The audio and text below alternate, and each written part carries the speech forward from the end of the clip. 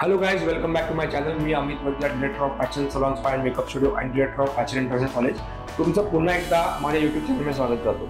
आपण आता जी सिरीज बघतोय तर ते हेअर लॉस ट्रीटमेंट, केस ब्रेक होतात, डॅन्ड्रफ किंवा वेगवेगळे केसांचे प्रॉब्लेम त्याच्याबद्दल आपण आता डिस्कशन सध्या या सिरीजमध्ये चालू आहे. तर मागच्या व्हिडिओमध्ये मी तुम्हाला केस ब्रेकेजमुळे जे गळत आहेत, की हेअर ब्रेकेजमुळे जे केस फुटतात किंवा पडतात खाली, तर त्याच्यावरती नेमकी काय ट्रीटमेंट करायला पाहिजे. कारण कसं होतं की हेअर लॉस दोन प्रकारचा आहे. एक रूटपासूनचा हेअर लॉस आहे आणि एक ब्रेकेजमुळे झालेला हेअर लॉस आहे. बिकॉज ऑफ एनी रिझन, म्हणजे तुमचा चुकीचा शॅम्पू तुम्ही वापरताय किंवा तुम्ही प्रॉपर तुमचे हायड्रेशन मिळत नाही केसांना, किंवा तुम्ही समजा कुठली एकदम एक्सेसिव्ह केमिकल ट्रीटमेंट केलेली आहे त्याच्यामुळे केस तुमचे सेन्सिटिव्ह झालेले आहेत. तर त्याच्यावरती नेमकी ट्रीटमेंट काय आहे, त्याच्यावरती शॅम्पूज कुठले वापरायचे, घरी काय काय करायचं, होम रेमेडीज काय करायचं, हे तुम्हाला मागच्या व्हिडिओमध्ये सांगितलेलं आहे. पण आजच्या व्हिडिओमध्ये आपण बघणार आहोत की नेमकं हेअर ब्रेकेज ट्रीटमेंट काय आहे. तर चला आता आपण हेअर ब्रेकेज ट्रीटमेंट पाहूया की हेअर ब्रेकेज ट्रीटमेंटला आपण काय करतो सलॉनमध्ये.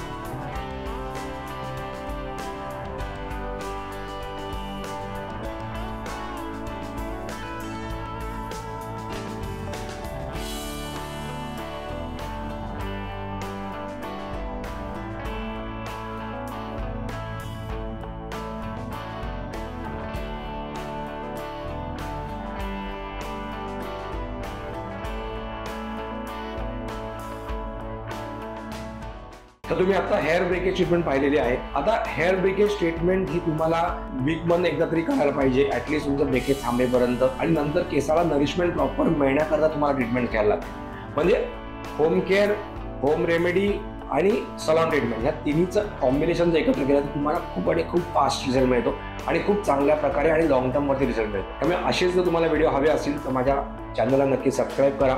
डिस्क्रिप्शन बॉक्समध्ये मला इंस्टाग्राम ID पण मेन्शन केला आहे, त्याला पण नक्की फॉलो करा, म्हणजे वेळोवेळी तुम्हाला याच्याबद्दलचे नोटिफिकेशन मिळतात. Thank you very much.